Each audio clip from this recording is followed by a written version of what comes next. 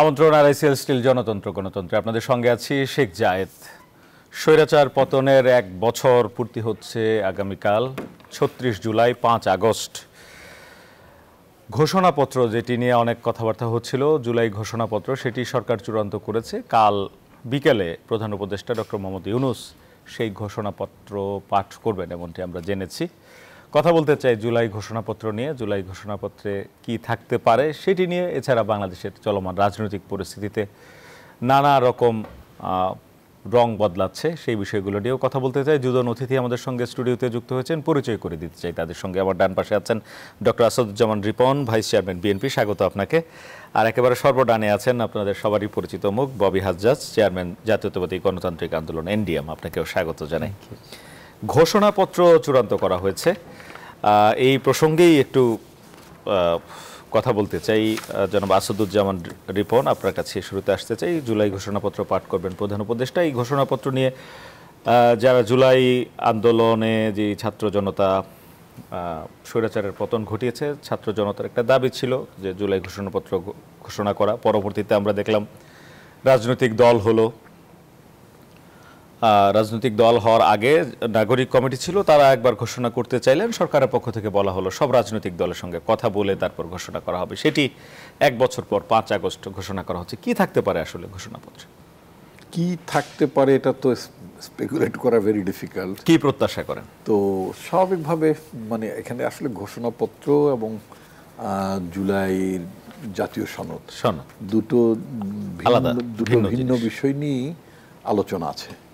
তো ঘোষণাপত্র বলতে আমি যেটা বুঝি সেটা হচ্ছে যে একটা প্রেক্ষিতই তো মানে জুলাইয়ের একটা গণ অভ্যুত্থান হলো, তাই না?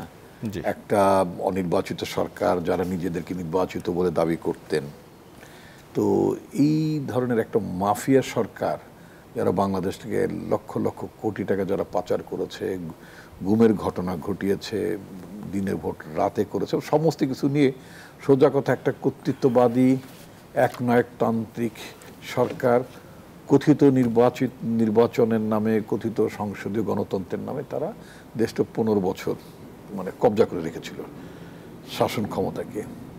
তো এদেরকে উচ্ছেদ করা তো খুব সহজ ব্যাপার ছিল না, নিঃসন্দেহে। লড়াইটা দীর্ঘ ছিল, 16 বছরের লড়াই ছিল, এবং সেটার চূড়ান্ত পরিণতি ঘটেছে জুলাই এবং আগস্টের 5 তারিখ, গত বছর 36 দিনের মধ্যে। তো আন্দোলনের সূচনা হয়েছে বহু আগেই, বলে 16 বছর ব্যাপী আন্দোলন, সমাপ্তি ঘটেছে 36 দিনের মানে চূড়ান্ত লড়াইতে। এই লড়াইতে ছাত্র জনতা সবাই, মানে এটা কোনো বিশেষ দল, ইভেন আমি একটা রাজনৈতিক সংগঠন করি, আমি নিজেও বলি না যে এটা আমাদের নেতৃত্বে সম্পন্ন হয়েছে বা কারো নেতৃত্বে সম্পন্ন হয়নি। মানুষ, আমি যেটা মনে করি প্রতিটি নাগরিক এটাকে তাদের একটা জাতীয় কর্তব্য জ্ঞান করে তারা মাঠে নেমেছিল, কারণ আর পারছিল না। মানে এইভাবে একটা প্রহসন নির্বাচন করবেন অথচ বলবে নির্বাচিত সরকার, তারপরে তারা ভোট করবে না অথচ বলবে যে তারা ভোটের আয়োজন করেছে। দিনের ভোটটা তো দিনের বেলাই হয়, সেটাকে রাতে আয়োজন করবে। পুলিশ লীগ বানিয়ে ফেলবে, নানান বাহিনীগুলোকে নিজের মানে লীগ বানিয়ে ফেলবে, তাদের কর্তৃত্ববাদী শাসনকে বহাল রাখার জন্য তারা খুন গুণের রাজত্ব প্রতিষ্ঠা করবে, প্রশাসনকে তারা দলীয়করণ করে ফেলবে। সোজা কথা কোনটা না তাদের করায়ত্তের মধ্যে রেখেছিল। তো এই ধরনের একটি অপশক্তি, এবং যে অপশক্তিটির পেছনে আমাদের প্রতিবেশী দেশ ভারতের একটা বড় ধরনের মদত ছিল। মদতটা এই কারণে যে এই ধরনের একটি জনবিচ্ছিন্ন একনায়কতান্ত্রিক সরকার থাকলে তার কাছ থেকে অনেক কিছু আদায় করে নেওয়া যায়। ভারতের স্বার্থ রক্ষাকারী একটা সেবাদাসের ভূমিকা পালন করেছিল শেখ হাসিনা সরকার। বিনিময়ে শেখ হাসিনাকে তারা মানে ক্ষমতা রেখেছিল, এবং ভারতের জুজুর ভয় দেখিয়ে আমাদের প্রশাসন থেকে শুরু করে সেনাবাহিনী থেকে, মার্চের সেনাবাহিনী থেকে শুরু করে সবাইকে এমন একটা ফিলিং দেওয়া হতো যে আমাদের পেছনে কিন্তু ভারত আছে, মানে একটা ভারত জুজুর একটা ব্যাপার স্যাপার আছে। পরোক্ষভাবে এটাই তারা বলতে চাইতো, কারণ এটা তো লুকিয়েও বলেননি তারা। ওবায়দুল কাদের একটা মানে আপনার একটা মানে বক্তৃতা ছিল, দিল্লি আছে তো আমরা আছি তো দিল্লি আছি। তারা কখনই কারণ তারা জানতো তাদের সাথে জনগণ নেই। আর আমরা যেটা বলতাম জনগণ আছে তো আমরা আছি তো জনগণ আছে, একটা রাজনৈতিক সরকার যখন জনবিচ্ছিন্ন যায় তখন তাদেরকে দিল্লির ওপর ভরসা করতে হয়। তো এই ধরনের একটি সরকারকে, একটা দিল্লির তাবেদার সরকারকে উচ্ছেদ করাটা তো আসলে সত্যি সত্যি খুব খুব সহজ কাজ ছিল না।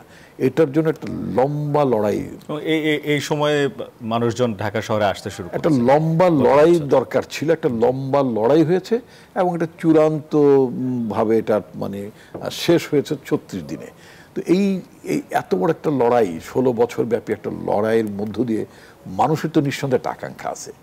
মানুষ কি ওই ধরনের একটা বিধি ব্যবস্থার মধ্যে ফিরে যেতে চাবে যে মুষ্টিমেয় কিছু লোক রাষ্ট্রের সমস্ত সম্পদ লুণ্ঠন করবে, মুষ্টিমেয় কিছু লোক তাদের সুবিধার জন্য তাদের ছেলেপেলে বিদেশ পাঠিয়ে দেবে, মুষ্টিমেয় কিছু লোকজন সম্পদের পাহাড় গড়ে তুলবে দিয়ে দেশের বাইরে, ব্যাংকগুলোকে ফোকলা করে ফেলবে, তারপরে মানে বাহিনীগুলো মানুষজনকে গুম করে ফেলবে, আয়না ঘর বানাবে, মানে সংবাদপত্রের সম্পাদক সাংবাদিকরা আপনার ক্লাউনের মতো শেখ হাসিনার দরবারে যে আপনার মানে স্তুতি গাইবে, ব্যবসায়ীরা যে নাচ গান করবেন, স্তুতি প্রকাশ করবেন। ওয়াজ ইট এ স্টেট? এটা কি একটা রাষ্ট্র ছিল? এটা কি একটা সমাজ ছিল? তো সুতরাং এটাকে ভাঙার খুব দরকার ছিল। তো সুতরাং আমাদের নাগরিক সমাজ, আমি নাগরিক সমাজের কথা বলতে চাই। নাগরিক সমাজ বলতে আমি এলিটিস্টদের কথা বলছি না, আমি সকল শ্রেণী পেশার নাগরিকদেরকে বলতে চাই। তারা একসাথে সবাই মানে এক পর্যায়ে মাঠে নেমে এসেছিলেন। তাদের একটা আকাঙ্ক্ষা আছে, সে আকাঙ্ক্ষাটা হচ্ছে রাষ্ট্র হিসেবে বাংলাদেশের গণতান্ত্রিক রূপান্তর। এই গণতান্ত্রিক রূপান্তরের যে আকাঙ্ক্ষা, রাষ্ট্র যখন গণতান্ত্রিক হয় তখন সেখানে নির্বাচিত সরকার থাকে। রাষ্ট্র যখন গণতান্ত্রিক হয় তখন সেখানে সিভিল পলিটি ওয়ার্ক করে। রাষ্ট্র যখন গণতান্ত্রিক হয় তখন আপনার দিনের ভোট রাতের বেলা অনুষ্ঠিত হয় না। রাষ্ট্র গণতান্ত্রিক হলে সরকার জবাবদিহি করে। রাষ্ট্র গণতান্ত্রিক হলে জনগণের প্রতিনিধি যিনি হবেন তাকেও জবাবদিহি করতে হয়, সবাইকে জবাবদিহিতার মধ্যে থাকতে। এটা হচ্ছে ডেমোক্রেসির এসেন্স। তো আমি যেটা মনে করি অ্যাজ এ সিটিজেন, আমি পার্টি তো নিঃসন্দেহে আমি একজন পার্টির কর্মী, ঠিক আছে, পদের দিক থেকে হয়তো আপনাদের ভাষায় বা অন্যদের ভাষায় স্ট্রাকচারালি কথিত নেতাও, কিন্তু সর্বোপরি আমি একজন নাগরিকও। আমি আমার সন্তানের পিতা, আমি আমার বোনের ভাই, আমার স্ত্রীর স্বামী, আমি নাগরিক। তো আমারও তো একটা ভাবনা আছে, অর্থাৎ আমার মধ্যে সব নাগরিকদের একটা ভাবনা হচ্ছে যে আমাদের রাষ্ট্রটা গণতান্ত্রিক রাষ্ট্র হবে এবং আমি আমার পছন্দ অনুযায়ী আমার প্রার্থীকে বেছে নিতে পারবো। এবং আমার প্রার্থী যদি উল্টো পাল্টা করে এবং যদি মনে করে একবার ভোট পেয়েছেন বলে তিনি 5 বছর জন্য মোগল সম্রাট সেজে গিয়েছেন, নো, আমি আমার মানে ওই মোগল সম্রাটকে, কথিত মোগল সম্রাটকে আমি যাতে রিকলও করতে পারি। উনি যদি আমার আকাঙ্ক্ষা অনুযায়ী যদি তিনি সংসদে কথা না বলেন, আমার দাবিগুলো যদি না তোলেন, আমরা সবাই তো পার্লামেন্টে যাব না, মানে নাগরিকদের কথা বলছি, তাই না? তাহলে আমি পিটিশন করে হলো, যেমন আমেরিকান সিস্টেমে আছে, আমি পিটিশন করে হলেও আমি আমার কথাগুলো বলতে পারবো এবং সেটা পার্লামেন্টে মানে শোনা যাবে, কেউ না কেউ এটা মানে কথা বলবে, যে এটা ইউএস সিস্টেম এটা আছে। যদিও আনফর্চুনেটলি আমাদের এই যে সংস্কার নিয়ে অনেক ভাবনা কথাবার্তাগুলো হলো, আপনি বলছেন কি হতে পারে, কি হতে পারছে না সেইটা নিয়ে আমি বরং দুঃখিত। যেমন ধরুন আমাদের দেশে পার্লামেন্ট মেম্বারদের অধিবেশন চলাকালে থাকার জন্য তাদের একটা ব্যবস্থা, সেটার নাম হচ্ছে এমপি হোস্টেল, যেটা আপনার ন্যাম ভবন টবন বলেন আর কি, তাই না? ওই নন অ্যালাইন্ড মুভমেন্টের কনফারেন্সের জন্য কত ভবন তৈরি করা হয়েছিল।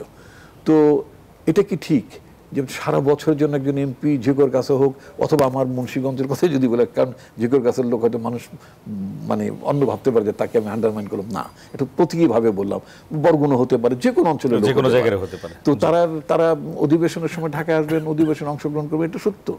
বা কমিটিতে কাজ করবেন, মানে পার্লামেন্টারি কমিটিতে কাজ করবেন, তারপরে তো তাকে এলাকায় চলে যেতে হবে, যেটা মার্কিন যুক্তরাষ্ট্র হয়, যেটা ইউরোপের দেশগুলোতে হয়।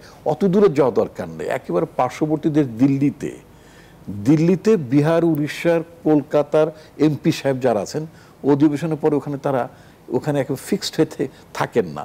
তাদের জন্য দিল্লিতে এরকম মানে কি বলে আপনার ওই যে মানে কম দামে গরিবের সম্পত্তি, জায়গা জমিন অ্যাকোয়ার করে তারপরে এমপি সাহেবদের জন্য আপনার মানে কি বলে প্লট তৈরি করে দিয়ে তাদের কম দামে প্লট বিক্রি করার ব্যবস্থা, এটা পৃথিবীর উন্নত কোনো দেশে নেই, যেটা আনফর্চুনেটলি বাংলাদেশে আছে। এখানে ধনী শ্রেণীর লোকদের গরিবের জায়গা, হুকুম দখল করা জায়গাগুলোকে বড় লোকদের মধ্যে বিতরণ করে দেওয়া হয়। এটা খুবই একটা বৈষম্যের মতো ব্যাপার। তো এখন কথা হচ্ছে কি যে আপনার এই যে আপনি একটা মানে ঘোষণাপত্র তৈরি করবেন, ঘোষণাপত্রটা কি জনগণের আকাঙ্ক্ষা, যে ব্যবস্থাটাকে স্যাটায়ার করে, যে ব্যবস্থাটা জনগণ প্রত্যাখ্যান করেছে, যে ব্যবস্থার বিরুদ্ধে মানুষ লড়াই করেছে, এবং আমাদের 133 জন মাসুম বাচ্চা আজকের পত্রিকায় তো আমরা দেখেছি, তাই না? 133 জন মাসুম বাচ্চা যারা রেকর্ডেড হয়েছেন গত 36 দিনের আন্দোলনে, তারা প্রাণ হারিয়েছেন। সে বাবা মাগুলো অনেকেই বেঁচে আছেন, তাই না? তো এত মানুষের প্রাণহানি, এত মানুষের অঙ্গহানি, কারো চোখ নাই, কারো এক চোখ নাই, দু চোখ নাই, এখানে আমি কি ওই জায়গাটাতে ফেরত যেতে চাই? নিশ্চয়ই না। ওই জায়গাটাতে যাতে রাষ্ট্র ফেরত যেতে না পারে, এই লুণ্ঠিত অর্থনীতির জায়গা যেতে না পারে, লুণ্ঠিত গণতন্ত্রের জায়গা যাতে না যেতে পারে। সোজা কথা, ওই যেটা বললাম, রাষ্ট্রের গণতান্ত্রিক রূপান্তর, সেই জায়গাটাই যেন থাকে, এটা হচ্ছে আমার প্রত্যাশা। আমি জানি না ববি প্রবাবলি সে ভালো বলতে পারে, মোটামুটি বেশ লম্বা করে বলেছেন। আমি আমার আকাঙ্ক্ষার কথা বলেছেন। ববি হাজ্জাজ, ঘোষণাপত্র নিয়ে কথা বলতে চাই, পরে আমরা আরো কিছু বিষয় আছে সেগুলো নিয়ে কথা বলবো। প্রথমে জায়েদ, আপনাকে অসংখ্য ধন্যবাদ, এবং রিপন ভাই সহ আপনাদের চ্যানেলের সকল শ্রোতাকে আমার সালাম এবং শুভেচ্ছা। আজকে আমরা আসলে এমন একটা সময় দাঁড়িয়ে আছি, ঠিক 1 বছর পূর্ণ হতে যাচ্ছে, যে বিশাল, হয়তো বাংলাদেশের ইতিহাসের সবচেয়ে নৃশংস যে স্বৈরাচারী সরকার ছিল, সেটার বিশাল পতন ঘটাতে সক্ষম হয়েছে আমরা মাত্র একটি বছর আগে। সেটার বছর পূর্তি হতে যাচ্ছে আগামীকাল, এবং সেই বছর পূর্তির সাথে অনেকগুলো প্রমিস ফুলফিলমেন্টের বিষয় আছে। রিপন ভাই অনেক কিছুই কথা বলছিলেন। জনগণের অনেক প্রত্যাশা, আমাদের সকলের অনেক প্রত্যাশা। গত বেশ কয়েক মাস ধরে আমরা সকল রাজনৈতিক দল আমরা একসাথে একটা প্রচেষ্টায় ছিলাম সরকারের সাথে এই ঐক্যমত কমিশন বা তার আগের যে কমিশনগুলো, সবগুলোর সাথে আলোচনার মাধ্যমে যে আমরা একটা জায়গায় আসলে ঐক্যমতে যেন আসতে পারি। সকলের ঐক্যমতটাই হবে আমাদের জুলাই চার্টার, মানে যে জায়গা থেকে আমরা নতুনভাবে আবার আমাদের গণতান্ত্রিক পথযাত্রা শুরু করতে পারি। কারণ আমাদের গণতান্ত্রিক পথযাত্রা বারবার অব্যাহত হয়েছে, হোঁচট খেয়েছে, এবং এই হোঁচট খাওয়ার অনেক কারণ আছে। এটার জন্য অনেকে শুধু আমাদের ৭২ সংবিধানকে বলবে, অনেকে কালচারকে বলবে, অনেকে ইনস্টিটিউশনকে বলবে, অনেকে হয়তো স্পেসিফিক একটা রাজনৈতিক দল, স্পেসিফিক 1-2 নেতা, শেখ হাসিনা প্রমুখ, যারা হয়তো বিদেশি শক্তির বলয় ব্যবহার করে এই দেশের গণতন্ত্রকে হরণ করেছে। এরকম অনেকগুলো কারণ আছে, যে কোনো একটা কারণের জন্য হয়নি। তবে এগেন, এই স্পেসিফিক কারণগুলো অনেক বড় কারণ ছিল, যার জন্য আমরা পথচ্যুত হয়েছি আপনার ইসে থেকে, গণতন্ত্র যাত্রা থেকে। তো সেই জায়গা থেকে ফিরে আসার, নতুনভাবে যাত্রা শুরু করার, এই নতুনভাবে যাত্রা শুরু করাতে আমরা দেখেছি অনেকের ভিতরে অনেক আলোচনা, অনেক সমালোচনা, অনেক দল অনেকভাবে কথা বলেছে। কিন্তু আমরা দেখেছি ঐক্যমত কমিশনে যে যতভাবেই কমপ্লেন করুক না কেন, বিএনপি থেকে কেউ কমপ্লেন করুক, এনসিপি থেকে কেউ কমপ্লেন করুক, জামাত থেকে কেউ কমপ্লেন করুক, আমার দলের থেকে কেউ কমপ্লেন করুক, কিন্তু প্রত্যেকটা দল অনেক ছাড় দিয়েছে। প্রত্যেকটা দল একটু শেষের দিকে এসে হয়তো 2-1টা দল ছাড় একটু কম দিয়েছে, বাট সেখানেও কিছু দূর হয়তো পরিষ্কার ছিল যে নির্বাচন যদি ঘনিয়ে আসছে, নির্বাচন যদি কাছাকাছি আসছে, তাহলে নির্বাচনী ট্যাকটিকগুলো গুরুত্বপূর্ণ হয়ে দাঁড়ায়। সেই জায়গা থেকে আবার অনেক জায়গায় অনেক ছাড়ও, মানে অনেকের যেমন হয়তো অনেক প্রবীণ নেতৃবৃন্দ আছেন যাদের নিজেদের ভিতরে হয়তো একটা গিল্ট ফিলিং আছে, যেমন রিপন ভাইরা অনেক প্রবীণ, ওনারা অনেক দশক ধরে দেশ জাতির জন্য অনেক কিছু দিয়েছেন। সো ওনাদের ভিতরে হয়তো একটা গিল্ট ফিলিং আছে যে ওনারা হয়তো চেয়েছিলেন আরো বেশি দিতে, হয়তো আরো বেশি দিতে পারেননি। আবার তরুণদের ভিতরে আছে, তারা আরো বেশি করতে চায়। সো অনেক ধরনের মিক্সড ফিলিং নিয়ে এই মুহূর্তে আমরা আছি। আমিও নিজেও অপেক্ষায় আছি আগামীকাল মাননীয় প্রধান উপদেষ্টা কি অ্যানাউন্সমেন্ট করবেন। যেমন মাত্র সপ্তাহখানেক আগে মাননীয় প্রধান উপদেষ্টা আমার সামনেই প্রমিস করেছেন যে উনি আগামীকালের ভেতরে নির্বাচনী তারিখটাও অ্যানাউন্স করবেন। সো সেটা নিয়েও আশাবাদী। জুলাই সনদে কি আসছে সেটা আমরা মোটামুটি সবাই জানি, বড় দাগে আলোচনায়, কারণ প্রত্যেক দিন ঘন্টার পর ঘন্টা নিউজ কভারেজ হয়েছে এবং সেটা সরাসরি সম্প্রচারও হয়েছে। জি হ্যাঁ, ঘন্টার পর ঘন্টা নিউজ কভারেজ, সরাসরি সম্প্রচার, সবকিছু হয়েছে। সো আমরা বড় দাগে জানি কোথায় কোথায় হয়েছে। সব জায়গায় আমরা ঐক্যমত পোষণ করতে পারিনি। কিছু জায়গায় আংশিক ঐক্যমত হয়েছে, আংশিক নোট অফ ডিসেন্ট দেওয়া হয়েছে, যে কিছু দল এগ্রি করেছে, কিছু দল পার্শিয়ালি এগ্রি করেছে, কিছু দল এগ্রি করেনি। সো একটা নোট অফ ডিসেন্ট দিয়ে একটা জায়গায় এসেছি। সো আমার মনে হয়, যদিও অনেকে অনেক কমপ্লেন করছে, বাট আমার মনে হয় আমরা ভালো একটা জায়গায় এসেছি, যেখানে আসলে আমরা নিজেদের সামনের পথযাত্রা আমরা নিজেরা চার্ট করতে পারি, যেটা এতদিন হয়তো এত পরিষ্কারভাবে হয়নি। এবং আগামীতেও আমাদের ভিতরে আবার কিছু দ্বন্দ্ব সৃষ্টি হবে, কারণ নির্বাচন হবে, প্রতিযোগিতা হবে, প্রতিযোগিতার সাথে দ্বন্দ্ব আসবে। আমার দল, ভাইয়ের দল, এখন আমরা যুগপৎ আন্দোলন হিসেবে একসাথে আছি, আগামী সামনে নাও থাকতে পারি। অনেকগুলো দল আছে যারা যুগপৎ আন্দোলনে ছিল না এবং একসাথে নেই। আমরা দেখছি কিছু দল আলাদা কোয়ালিশন ফর্ম করছে, ইসলামী আন্দোলন, বাংলাদেশ জামাতে ইসলাম, এনসিপি, কিছু দল আলাদা কোয়ালিশন অলরেডি ফরমেশনে চলে গেছে। সো তারা এখন কিছু ধরনের বিরোধিতা করবে, এগুলো আছে। আমরা দুদিন আগে দেখেছি এনসিপি একটা সমাবেশ ডেকে তারা নতুনভাবে তাদের ইশতেহার তারা বলেননি যে আসলে তারা হয়তো তাদের সনদ হিসাবেই তারা পেশ করেছেন, বাট আমি যেভাবে তারা পেশ করেছেন তাতে কিছু দূর ইশতেহারের মতো মনে হয়, এবং আমি সাধুবাদ জানাই। এটা করতেই পারে, না নিশ্চয়ই পারে, এবং আমি এটাকে সাধুবাদ জানাই, তার জন্য আমি এটাকে সাধুবাদ জানাই, কারণ এটা এই প্রথমবার আমরা এনসিপির কাছ থেকে আসলে একটা ডকুমেন্ট দেখেছি। আমি সবসময় এই কথাটা বলি যে একটা রাজনৈতিক দল হতে হলে অন্য যা কিছু থাকার না থাক, দুটো জিনিস আপনার থাকতে হবে। একটা হলো একটা ইডিওলজিক্যাল ডকুমেন্ট থাকতে হবে, মানে আপনারা কিসে বিশ্বাস করেন, আর একটা হলো আপনাদের একটা স্ট্রাকচারাল ডকুমেন্ট থাকতে হবে, মানে আপনাদের একটা কনস্টিটিউশন, যে মানে পার্টি স্ট্রাকচার কি। এই দুটো ছাড়া আর যাই হোক রাজনৈতিক দল হইতে পারে না। এনসিপির এতদিন, গত 6 মাস ধরে তাদের রাজনৈতিক দল হিসেবে বলে আসছেন, আপনারাও সবাই মেনে নিচ্ছেন, সরকারও তাদের সাথে বসছেন, কিন্তু এনসিপির আজ পর্যন্ত এই দুটোর একটাও নাই। প্রথম তারা একটা আসলে ডকুমেন্ট পেশ করেছে, যদি এটা তাদের ইডিওলজিক্যাল ভিত্তিও না, এটা তাদের সিস্টেম্যাটিক কনস্টিটিউশনও না, স্ট্রাকচারাল কনস্টিটিউশন না, বাট স্টিল অ্যাটলিস্ট একটা প্রমিসারি নোট যে আমরা এটা করতে চাই। প্রথম একটা, আমি এটাকে সাধুবাদ জানি। এটাও এনসিপির রাজনৈতিক যাত্রা হয়তো আমি বলবো পরশুদিন শুরু হয়েছে, 6 মাস আগে না, পরশুদিন তাদের আসল রাজনৈতিক যাত্রা শুরু হয়েছে, যেখানে অ্যাকচুয়ালি তাদের একটা ডকুমেন্টেড কিছু আছে, যে সবাই মিলে এগ্রি করতে পারছে যে this is what NCP stands for, আমরা এটার জন্য দাঁড়াই। সো সেই জায়গা থেকে আমি যে জায়গায় আছি, আমি মনে করি যে আমরা সুন্দর ভবিষ্যৎ সামনে দেখছি। সবকিছু নিয়ে আমি অনেক আশাবাদী।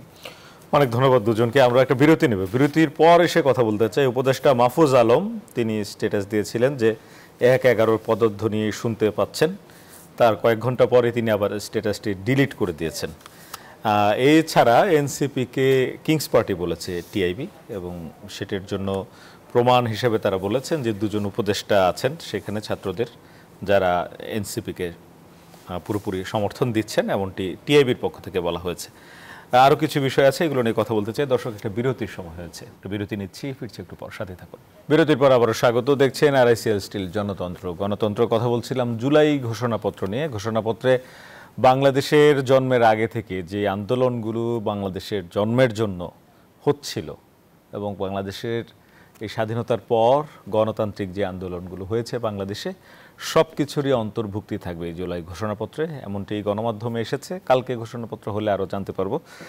আর ঘোষণাপত্রের এই ঘোষণায় সামনের নির্বাচন, অর্থাৎ যখন প্রধান উপদেষ্টা ঘোষণা করবেন, ওনার বক্তব্যে সামনের নির্বাচনের তারিখ বা নির্বাচনের সময় স্পষ্টভাবে উল্লেখ থাকতে পারে, এমনটি প্রত্যাশা করা হচ্ছে। রাজনৈতিক দলগুলোও প্রত্যাশা করছে। এই যখন চিন্তা চেতনা, এই যখন ভাবনা, এই সময়ে সরকারেরই একজন উপদেষ্টা সামাজিক যোগাযোগ মাধ্যমে পোস্ট করেছেন তিনি 1-11 পদধ্বনি শুনতে পাচ্ছেন। তার কিছুক্ষণ পর তিনি সেটি আবার সংশোধন করেছেন, তবে জুলাই বিজয়ী হবে, এমনটি লিখেছেন। তারও ঘণ্টাখানেক পর তিনি সেই স্ট্যাটাসটি ডিলিট করে দিয়েছেন। উনি হচ্ছেন উপদেষ্টা মাহফুজ আলম।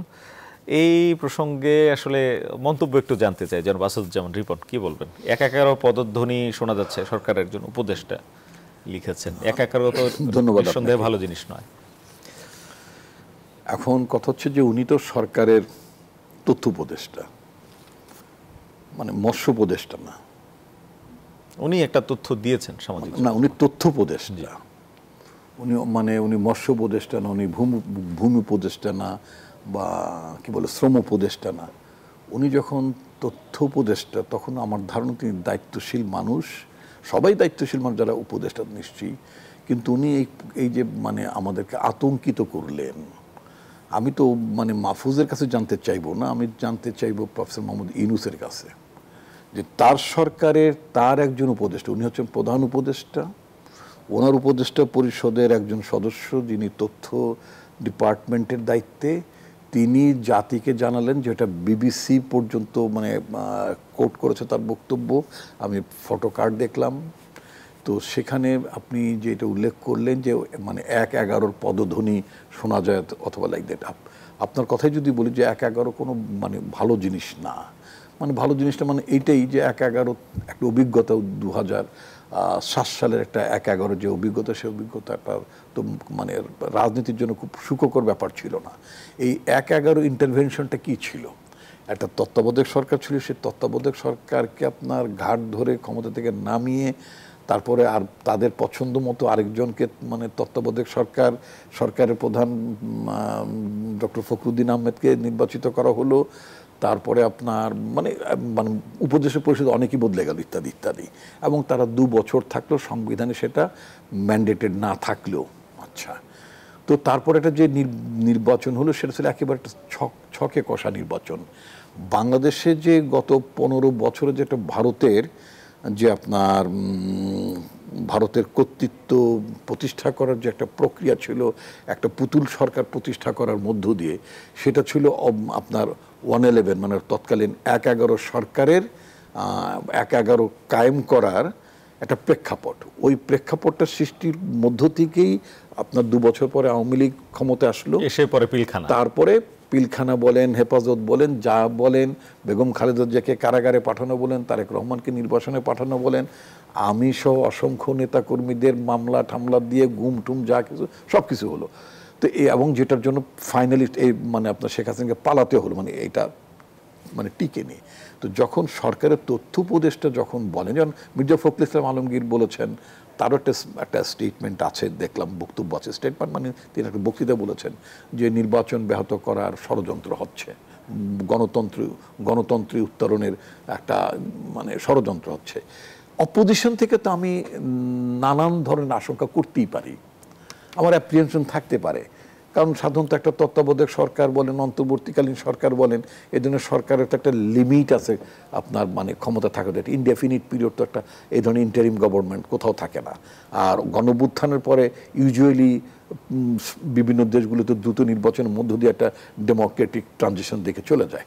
আচ্ছা, তো সেই জন্য এটা যখন বিলম্বিত হয় তখন অপোজিশনের মধ্য থেকে নানান শঙ্কা থাকতে পারে, ষড়যন্ত্র দেখতে পারে তারা। কিন্তু যখন এই কথাটা যখন সরকারের তরফ থেকে আসে, সরকারের একজন মন্ত্রী পদমর্যাদার, মানে এখন তো মন্ত্রী নেই, উপদেষ্টা, একজন উপদেষ্টা মন্ত্রী মোটামুটি একই শপথবদ্ধ মানুষ, তিনি এই কথাটি যখন বলেন বা লেখেন, পোস্ট করেন, এবং তাকে কোট করে যখন ইন্টারন্যাশনাল মিডিয়া যখন এটা বলে, তখন তো গোটা জাতি আতঙ্কিত হয়ে পড়ে। আপনি যে বলছেন যে কালকে যে একটা জুলাইয়ের ঘোষণা হবে, আমি তো মনে করি তার আগে প্রফেসর মোহাম্মদ ইউনূসের উচিত হবে জনগণকে আশ্বস্ত করা যে জনগণের ভয়ের কোনো কারণ নেই, কোনো 111 টাইপের কিছু ঘটছে না, দেশ মানে ডেমোক্রেটিক ট্রানজিশন দিকে এগুচ্ছে, এই কথাটা তার বলা উচিত হবে। যেই উপদেশটা এতটা অস্থির, যিনি একবার এটা লিখছেন, তারপরে আবার মুছছেন, আবার কিছু লিখছেন, আবার মুছে ফেলছেন, তো ওনার তো এই কথাগুলো বলার জন্য তো ওনার অনেকগুলো মিডিয়া আছে, পিআইডি আছে, নানান কিছু আছে, ওনাকে ফেসবুকের মধ্যে টোকাটুকি করতে হবে কেন? আর সাংবাদিকদের কেন ওনার ফেসবুক থেকে সব কিছু নিয়ে লিখতে হবে? তো সুতরাং প্রফেসর মোহাম্মদ ইউনূসকেই বরং এটার ব্যাখ্যা দিতে হবে যে তার সরকার সত্যি সত্যি কোনো 111-এর আশঙ্কা দেখছে কি না। আমি শুরুতে বলেছিলাম যে কথাটা অন্য কোনো উপদেষ্টার মুখ থেকে আসেনি, সরকারের তথ্য উপদেষ্টার মুখ থেকে এসছে। তাহলে আমি বিশ্বাস করতে চাই সরকারের তথ্য উপদেষ্টার কাছে নিঃসন্দেহে এ সংক্রান্ত কোনো তথ্য আছে। সুতরাং মাহফুজকে এটা ক্লিয়ার করতে হবে, এটা মুছে দেওয়ার বিষয় না। হি ইজ নট এন, একটু আমি একটু সময় নিতে চাই, he is not an ordinary citizen like me, তিনি শপথবদ্ধ নাগরিক। 1, 2 নম্বর হচ্ছে কথা বলে তিনি আর্মির বিরুদ্ধে কথা বলছেন, কারণ 111 was created by army at that time, ঠিক আছে? এগেইন যখন আবার 111-এর কথা আসে, তাহলে কি তৎকালীন সেনাপ্রধান আপনার 111 ক্রিয়েটের নেতৃত্ব দিলেন। তো এখন কি মাহফুজ কি বর্তমান সেনাবাহিনীর বিরুদ্ধে আপনার আঙুল তুলছে কিনা, যে সেনাবাহিনীর এই ধরনের মধ্যে কোনো অ্যাটেম আছে কিনা, সেনাবাহিনী এই ধরনের কোনো প্ল্যানের সাথে জড়িত আছে কিনা, সেনাবাহিনী বর্তমান অন্তর্বর্তীকালীন সরকারকে ওই 2007 সালের তৎকালীন কেয়ারটেকার গভর্নমেন্টকে যেমন ডিসলজ করেছিল, বর্তমান সেনাবাহিনীর বর্তমান অন্তর্বর্তীকালীন সরকারকে ডিসলজ করার কোনো প্ল্যান আছে কিনা, যেটা মাহফুজ শুনেছে। যদি এটা হয়ে থাকে তাহলে মাহফুজকে এটা ক্লিয়ার করতে হবে। আদারওয়াইজ বাংলাদেশ আর্মিকে এই যে ছোট করা, কারণ তারা তো এই যে আপনার অন্তর্বর্তীকালীন সরকার গঠন হওয়ার পর থেকে শুরু করে মাঠে ময়দানে আছে, পুরোটা সময়তে তো বাংলাদেশ সেনাবাহিনী তো আমাদেরকে সমর্থন করছে, আমাদের ডেমোক্রেটিক ট্রানজিশনে তারা সমর্থন করছেন। আমাদের সৈনিকেরা বৃষ্টিতে রোদে ভিজে তারা বাংলাদেশের আইন শৃঙ্খলা পরিস্থিতিতে তারা অবদান রাখছেন। সুতরাং এমনি ধরনের একটি পরিস্থিতিতে যেখানে জনগণ, সেনাবাহিনী সবাই মিলেই আমরা একটা সুন্দর বাংলাদেশ গড়ার প্রক্রিয়ার মধ্যে আছি, সেখানে একটা বিভাজন সৃষ্টি করা, সেনাবাহিনী সম্পর্কে জনগণের মধ্যে বিরূপ ধারণা সৃষ্টি করাটাতে তো মোটেই ভালো কাজ হচ্ছে না, একেবারে ভালো কাজ।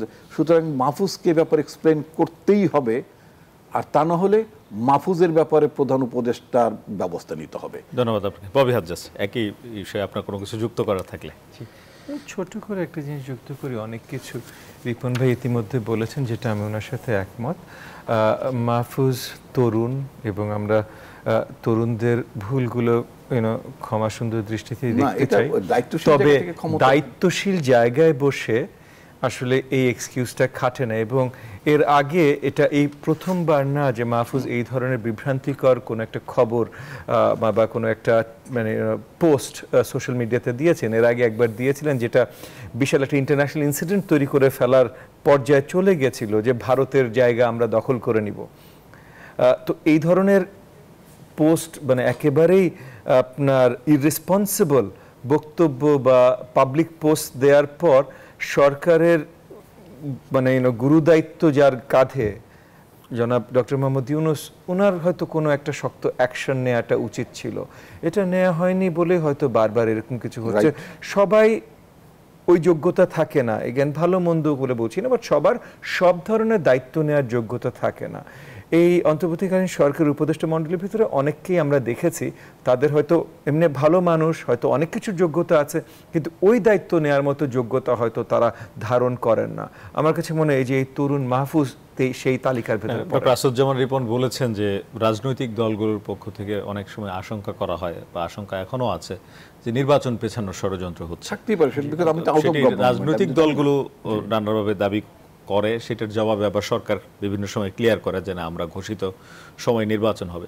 সেখানে এই ধরনের আশঙ্কা প্রকাশে একাগার পদধ্বনি তখন কিছুটা ভয় কাজ করে কিনা আপনাদের রাজনীতিবিদদের মধ্যে? ভয় না, আসলে কিছু দূর তো অনাস্থা আসে না সরকারের প্রতি। যেমন মনে করেন আমরা দেখেছি একবার না বারংবার একদম highest office of the government মাননীয় প্রধান উপদেষ্টা জনাব ডক্টর মোহাম্মদ ইউনূস কোনো একটা বক্তব্য দিয়েছেন, তার 24 ঘন্টার ভেতরে ওনার নিজের প্রেস টিম সেই বক্তব্যর 180 ডিগ্রি ঘুরিয়ে দিয়েছেন, অন্য কিছু বলে ফেলেছেন। আবার ওনার ওনার সরকারের অংশীদার কোনো একজন আপনার উপদেষ্টা তার পুরোপুরি ভিন্ন কথা বলেছেন। ওনার সরকারের অংশীদার উপদেষ্টারা তো প্রথম দিন থেকে বা একদম শুরু থেকে বলে আসছেন গত 54 বছর রাজনৈতিক দলগুলো কিছু করেনি। ওনারা বলে আসছেন হাসিনা থাকলে আরো 4.5 বছর কি নির্বাচন চাইতে পারতেন, তাহলে এখনো 4.5 বছর নির্বাচন চাইবেন না। এটা অন রেকর্ড সেই সরকারের উপদেষ্টা মণ্ডলীর সদস্যরা বলেছেন, কয়েকজন, সবাই না, বাট কয়েকজন এই কথাগুলো বলেছেন। তো এই কথাগুলো বলার পর যখন কোনো ধরনের শক্ত অ্যাকশন হয়নি, তখন অবভিয়াসলি রাজনৈতিক দলগুলো চাইলেও পুরোপুরি আস্থা আনতে পারে না সরকারের উপরে। আপনি বলতেই পারেন যে মাননীয় প্রধান উপদেষ্টা কতগুলো জিনিস দেখবেন সবকিছু, কিন্তু বেসিক কিছু জিনিস দেখা, নেতৃত্বর পরিচয় হলো আপনি কাকে কি কাজ করবার জন্য পিক করছেন। তো এই জায়গাটায় ওনার যে ভুল ভ্রান্তিগুলো হয়েছে সেটা 12 মাস হয়ে গেছে, কিন্তু এমন না যে 12 মাসে কিছু শুধরানো হয়েছে। সো এখন এই যে মব ভায়োলেন্স কিন্তু অনেক দূর আমরা দেখেছি সরকারি পৃষ্ঠপোষকতায় শুরু হয়েছে। সরকার এটাকে প্রেশার গ্রুপ বলেছে, মানে আপনাদের এসব টক শোতে এসে সরকারি লোকজন, মানে প্রেস উইং এর লোকজন বলেন বা উপদেষ্টা মণ্ডলীর লোকজন বলেন, তারা এসে এসব টক শোতে বা খবরে বলেছেন যেটা হলো নতুন রাজনীতি, নতুন গণতন্ত্র, নতুন প্রেসার গ্রুপ, এগুলোকে মব বলবেন না, এই ধরনের কথা বলেছে। তারপর এই মব যখন তাদেরকে 9 ঘন্টা আটকে রাখলো, তখন এটা হঠাৎ করে মব হয়ে গেল। এগুলো কিন্তু তারা উস্কানি দিয়েছে, তারা উস্কানি দেওয়ার মাধ্যমেই হয়েছে। প্রথমে আপনি বলেন এই যে শাহবাগ দখল, যমুনার সামনে ব্যারিকেড, এগুলো কারা দিয়েছে? এগুলো যখন দিয়েছে তখন এনসিপির আজকে যারা নেতৃত্ব দিচ্ছে এদের অনেকেই দিয়েছে কিন্তু, এবং তখন এদের জন্য গরম কম লাগে যার জন্য ঠান্ডা পানিও দেওয়া হয়েছে, এই ব্যবস্থাও তৈরি করা হয়েছে। সো তাহলে যখন আপনি সায় দিয়ে একটা জিনিসকে মানে একদম বাড়িয়ে দিয়েছেন, বেড়ে যাওয়ার পর, হ্যাঁ মানে পথ দেখালেন, জি জি, না আপনি পুরো সায় দিয়েছেন, আপনার সায় এগুলো বেড়েছে। এখন বেড়ে যাওয়ার পর এখন যখন উল্টা আপনাকে কামড় দিতে যাচ্ছে, তখন আপনি হিমশিম খাচ্ছেন। এবং এখনো সরকারের ভেতরের অনেকেই কিন্তু বারবার পরিচয় দিচ্ছেন, যেমন 2 দিন আগেও একজন উপদেষ্টা বলেছেন যে এই ধরনের আইন শৃঙ্খলার অবস্থা থাকলে কিভাবে নির্বাচন হবে। আরে ভাই, আপনার প্রধান উপদেষ্টা পরিষ্কার বলে দিয়েছে নির্বাচনের তারিখ ঘোষণা করতে যাচ্ছে, আর আপনি বলছেন এই ধরনের আইন শৃঙ্খলা অবস্থা থাকলে নির্বাচন কি করে হবে। এখন এটা মনে করেন আমি বলতাম, রিপন ভাই বলতো, তাও আমি মানতাম, কারণ আমাদের দায়িত্ব না আইন শৃঙ্খলা ব্যবস্থা করা, আমরা সরকারে নেই। যারা সরকারে আছে, ক্যাবিনেটে বসে, তারা যদি বলে যে এই ধরনের আইন শৃঙ্খলা ব্যবস্থা হলে, তাদের আগে একটু লজ্জা হওয়া উচিত না? যে তাহলে তারা এতদিন 12 মাসটা করলেন কি, যে আইন শৃঙ্খলা ব্যবস্থা কোনো উন্নতি হয় নাই। আবার উল্টা দিকে উনাদেরই আপনার স্বরাষ্ট্র উপদেষ্টা বলছেন এত ভালো আইন শৃঙ্খলা ব্যবস্থা আর কখনো বাংলাদেশে ছিল না। সো এখন আপনি কাকে বিশ্বাস করবেন? সো ওই জায়গায় আসলে ভয় না, আস্থাহীনতা। ধন্যবাদ আপনাদের দুজনকে। আবার বিরতির সময় হয়েছে। দর্শক, কথা বলছিলাম, আমাদের চমৎকার দুজন অতিথি আজকে আমাদের স্টুডিওতে আছেন, আরও কথা হবে তাদের সঙ্গে। একটা বিরতি নিচ্ছি, ফিরছি একটু পর, সাথে থাকুন। বিরতির পর আবার স্বাগত। দেখছেন আরএসএল স্টিল গণতন্ত্র সঙ্গে আছি শেখ জায়েদ। কথা বলছিলাম জুলাই ঘোষণাপত্র নিয়ে। জুলাই ঘোষণাপত্র নিয়ে অনেক আকাঙ্ক্ষা, আশা রয়েছে এবং এখানে সবকিছুর প্রতিফলন থাকবে, এগুলো নিয়ে আমরা কথা বলেছি। আজকে টিআইবি একটি সংবাদ সম্মেলন করেছে, সেখানে তারা বলেছে সংস্কার বাস্তবায়ন নিয়ে অনিশ্চয়তা, অস্থিতিশীলতা তৈরি করতে পারে। একই অনুষ্ঠানে টিআইবি বলেছে এই সরকার একটি কিংস পার্টি গঠন করেছে, এনসিপির কথা বলেছে একেবারে স্পষ্ট করে উল্লেখ করে, এবং সরকারে থাকা 2জন উপদেষ্টার কথাও বলেছে টিআইবি। জনাব আসাদুজ্জামান রিপন। ধন্যবাদ আপনাকে। আমি একটা দল করি, বাট দলের পরে আমি বারবার কিন্তু একটা কথা বলি, আমি একটা নাগরিকও। জি, তা আমি যে কথাগুলো বলি মূলত আমার নাগরিক ভাবনা থেকেই বলি। নাগরিক পার্টি নিয়েই কথা বলেছে। তো সেখানে আমি ঠিক এটাকে কিংস পার্টি হওয়ার যেটা যোগ্যতা, সেটাও এদের নাই। মানে I don't see them as a, মানে কি বলে, কিংস পার্টি, মানে রাজার দল মনে করি না। একটা চেষ্টা থাকতে পারে, এদেরকে নিয়ে। তো বাট ওটা অ্যাক্ট করার মতো বা কিংস পার্টির যে অ্যাকসেপ্টেন্স বা যে ইয়েটা থাকে, তারা যে এটাকে ফ্লেক্স করতে পারে, সেই ক্যাপাবিলিটি এদের নাই। 2টো কারণে নাই। সেটা হচ্ছে গত কয়েক মাসে শেখ হাসিনা যখন বলে যে আমার পিয়নও 400 কোটি টাকার মালিক, প্রধানমন্ত্রী পিয়ন 400 কোটি টাকার মালিক, এই দেশে আমরা মোটামুটি শুনেছি, দেখেছি এবং মোটামুটি গা হয়ে গেছে। কিন্তু যখন একজন এই কথিত কিংস পার্টির একজন সদস্য যদি বলি যে আপনার মানে ছাত্রদের একাংশ, মানে পুরো ছাত্রদের প্রতিনিধিরা না, আন্দোলনের ছাত্ররা ছিল, জাতীয়তাবাদী ছাত্র দলের ছেলেরা তাদের মূল দলে চলে এসছে, শিবিরের ছেলেরা জামাতে চলে গেছে, বামেরা বাম জায়গায় চলে গেছে। একটি অংশ যারা এখনো আছে, আমি এই জন্য বলি ছাত্রদের একটি অংশ যারা সরকারের প্রতিনিধিত্ব করছে, তাদের একজন নেতা, মানে স্থানীয় সরকারের যিনি মন্ত্রী মানে উপদেষ্টা, তার একজন এপিএস, মানে তার বিরুদ্ধে শখানেক কোটি টাকার অভিযোগ আছে, এবং আরো 2-1জনের বিরুদ্ধে আছে। ওদের পাগড়িওয়ালার সমন্বয়ক ছিল, হ্যাঁ, সে পাগড়িওয়ালাও মানে অনেক, তানভীর, এগুলোর নাম মনে থাকে না। তো এই পাগড়িওয়ালাও দেখা গেছে যে মানে অনেক টাকা কামি, এখন মোটামুটি দৃশ্যপটের বাইরে। এখন কথা হচ্ছে, দেখবেন যে একটা ওই যে বলছে গরিবের ছেলে লোভ সামলাইতে পারি নাই, বুঝছে না, এই যে মাঝখানে একটা গুলশানের চাঁদাবাজি টোকাই কে জন্য অ্যারেস্ট হলো, যে ওদের এই ছেলেদেরকে দেখা গেল নাহিদের সাথে ছবি, সবার সাথে ছবি আছে, সবার সাথে, আমাদের সাথে নাই, সবার সাথে বললে আপনি এটা এইভাবে বলবেন কেন? মানে সরকারের গুরুত্বপূর্ণ ওরা ওদের সাথে ছবি আছে। তারপরে এমন কি যে আপনার ইসের ওই যে সলিমুল্লাহ মেডিকেল কলেজের সঙ্গে মিটফোর্ডের যে ঘটনাটা ঘটলো, ওখানে যে মানে যে মাস্টার মাইন্ড, মানে এটা ইউনূস সাহেবের খুব পরিচিত শব্দ, পছন্দের শব্দ, মাস্টার মাইন্ড। ও যেই মানে যেটা যে মানে পাথর ছুঁড়ে যে মানুষটাকে মারলো, সেই ছেলেটার সাথেও আপনার এই এনসিপি লোকদের ছবি আছে, নাইদের সাথে ছবি আছে। এগুলো আমরা ফেসবুকেই দেখলাম। তো ক্রেডিবিলিটি কিংস পার্টি বিভিন্ন সময় আমরা দেখেছি, ওনারাও আবার পাল্টা আপনাদের বিরুদ্ধে অভিযোগ করে যে বিএনপি ও কিংস পার্টি, না না ওরা বলে যে বিএনপির জন্ম ক্ষমতায় থেকে হয়েছে, ওরা অভিযোগ করে ওদেরকে যখন বলা হয়। এট দ্যাট টাইম তো বাংলাদেশের কোনো পলিটিক্যাল পার্টি ছিল না, বিএনপি কখনোই কিংস পার্টি ছিল না। বিএনপি সময়ের প্রয়োজনে বিএনপি সৃষ্টি হয়েছে। বাংলাদেশে যখন শেখ মুজিবুর শকত, যেহেতু আপনি নতুন প্রসঙ্গ তুললেন বলে বলতে হচ্ছে, এই জন্য একটা ব্যাখ্যা দিতে হলে আমার দলের লোকরা মানে ভুল বুঝবে আমাকে।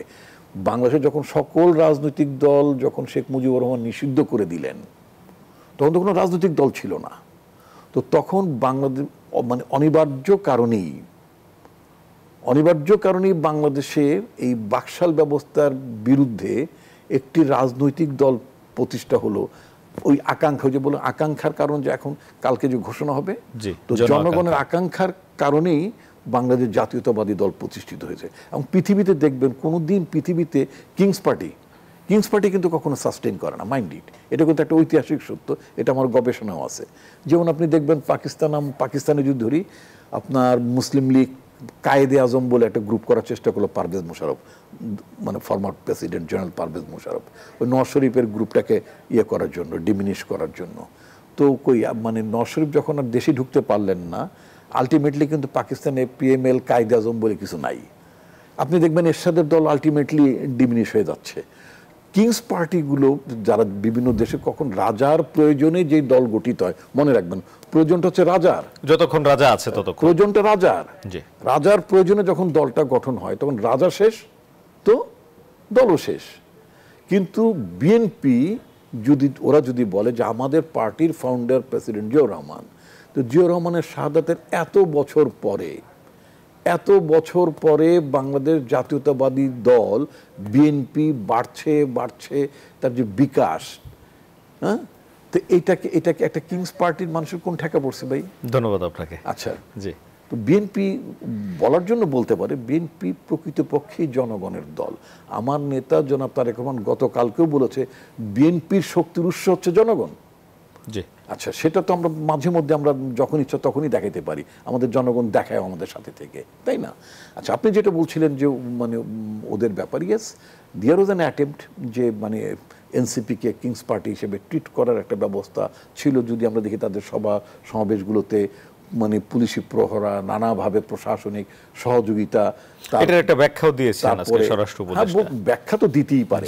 তারপরে বিভিন্ন মন্ত্রণালয় তাদের ছেলেদের মানে উপস্থিতি, মানে তদবির নানান কারণে, এসব কারণে কিংস পার্টি মনে করত। কিন্তু এগুলো করার মধ্য দিয়ে যেটা হয়েছে, তারা মানে এই বিশেষ করে যে গুলশান কাণ্ডে ওই যে গরিবের ছেলে লোভ সামলাতে পারেনি বলেছে। তো এই যারা লোভ সামলাতে পারে না এবং যারা গত কয়েক মাসে চাঁদাবাজি করে সব গরিবের ছেলেরা বাড়ি ঘরে বিল্ডিং তুলে ফেলেছে, দামি গাড়ি করে মানে এলাকায় যাচ্ছে, সেটা মানুষ কিন্তু একটা, আমি আবার একটু সময় নেব, মানুষ ভাইয়ের ভাগে কম পড়ে যাবে, ববির ভাগে একটু কম পড়লে আমার কিছু করে না, ববির চেয়ে নিচ্ছি আর কি। তো সেটা হচ্ছে আপনি দেখবেন কি, আপনি দেখবেন আমার কথা যদি ধরি, যে মানুষ আমাকে একভাবে চেনে, ঠিক আছে? মানুষ যখন আমাকে অস্বাভাবিক জীবনযাপনের মধ্যে যখন দেখবে, জনগণই যদি দেখে, তাহলে মানুষ এটা ভালো চোখে দেখে না, কখনই ভালো চোখে দেখে না। আপনি মানুষের চোখের সামনে দিয়ে আপনাকে বিশ্বাসও করবে না। তো এইটা যারা রাজনীতি করে তাদের এই কথাটা মনে রাখতে হবে, যে আমার সামাজিক অবস্থান, আমার শ্রেণী অবস্থান, যেটা ক্লাস বলি আমরা, এটা ভোলার কোনো কারণ নাই। ইন্ডিয়ার পশ্চিমবঙ্গের মমতা বন্দ্যোপাধ্যায় খুব সিম্পল লাইফ স্টাইল মেনটেন করে। জ্যোতি বসু, হি ওয়াজ এ ব্যারিস্টার, একসময় কমিউনিস্ট পার্টির নেতা ছিলেন, মুখ্যমন্ত্রী ছিলেন, 850 স্কয়ার ফিটে তিনি থাকতেন। রাজনৈতিক নেতাকে কেন ব্যবসায়ীদের মতো বিলাসী জীবনযাপন করতে হবে কেন? তিনি তো ব্রতচারী জীবন যাপন করার জন্য, জনগণের ভাগ্য পরিবর্তন করার জন্য, দেশের সাথে কাজ করার জন্য তিনি ব্রত নিয়েছেন। তাকে কেন আলিশান গাড়িতে চড়তে হবে, তাকে কেন আলিশান বাড়িতে থাকতে হবে, আলিশান জীবনযাপন কেন করতে হবে? আমি যদি আরো একটু উদাহরণ যাই, আরো 2 সেকেন্ড শেষ করে দিই, মানে এক্সাম্পল আমাদের ছেলেদের জন্য। ভারতের যিনি জাতির পিতা হিসেবে পরিচিত করমচাঁদ গান্ধী, মহাত্মা গান্ধী বলে যাকে চিনি, হি ওয়াজ এ ব্যারিস্টার। ব্রিটিশ পিরিয়ডে তিনি সাউথ আফ্রিকায় তিনি প্র্যাকটিসও করতেন। তারপরে সিনেমাটা জানেন, নামী মানুষ, এগুলার মানে বললাম না। তারপর উনি যখন ওই ব্যারিস্টারটা বড় লোকের ছেলে যখন সুটকুট ফেলে দিয়ে যখন ওই নেংটি পরে, ধুতিটাকে নেংটির মতো পরে যখন ছাগল নিয়ে যান, মানুষ ওটা দেখে তাকায়। কিন্তু নেংটির ছেলে যখন সুটকুট লাগায়, মানুষের চোখে লাগে হোয়াট ইজ দিস, ডিফারেন্সটা কেন? ধন্যবাদ আপনাকে। ববি হাফেজ, 45 সেকেন্ড সময় পাবো। কিংস পার্টি বলেছে। আমি প্রথমত ট্রান্সপারেন্সি ইন্টারন্যাশনালকে সাধুবাদ জানাই। তারা এই গত স্বৈরাচারের আমলেও বা তার আগেও সবসময় তাদের একটা প্রচেষ্টা ছিল যে সত্যটাকে শক্তভাবে তুলে ধরা। সো আমি অত্যন্ত আনন্দিত যে এখন স্পেশালি মনে করেন এই যে এই সংস্কার কমিশনের অংশীদার হয়েও ডক্টর ইফতেখারুজ্জামান, যিনি নেতৃত্ব দিচ্ছেন ট্রান্সপারেন্সি ইন্টারন্যাশনালকে, উনি নিজে এই রিফর্ম কমিশনের নেতৃত্ব দেওয়া সত্ত্বেও, সো একভাবে সরকারের অংশ হওয়া সত্ত্বেও উনি ওনার অর্গানাইজেশনের মাধ্যমে সত্যটাকে লুকাতে চেষ্টা করেনি। যেটা সত্য সেটাকে পরিষ্কার সবার সামনে উন্মোচন করেছেন। এটা আমরা অনেকদিন ধরে দেখছি, ওনারা সুন্দর করে উন্মোচন করেছেন, তার জন্য ওনাদেরকে সাধুবাদ জানাই। এবং সরকারের আমার মনে হয় স্পেশালি ট্রান্সপারেন্সি ইন্টারন্যাশনালের মতো একটা অর্গানাইজেশন এটা পরিষ্কার করার পর সরকারের উপরে অ্যাডিশনাল একটা প্রেশার আসা উচিত যে তারা আসলেই তাদের স্ট্যান্ডসগুলো ক্লিয়ার করা এবং এনসিপি থেকে তাদের নিজেদেরকে ডিস্টেন্স করা। অনেক ধন্যবাদ দুজনকে আমাদেরকে সময় দেওয়ার জন্য, গুরুত্বপূর্ণ মতামত দেওয়ার জন্য। দর্শক, কথা বলছিলাম জুলাই ঘোষণাপত্র নিয়ে এবং চলমান রাজনৈতিক প্রসঙ্গ নিয়ে। আজকের আয়োজন এখানে শেষ করব। ভালো থাকবেন, সুস্থ থাকবেন, দেখা হবে আবার।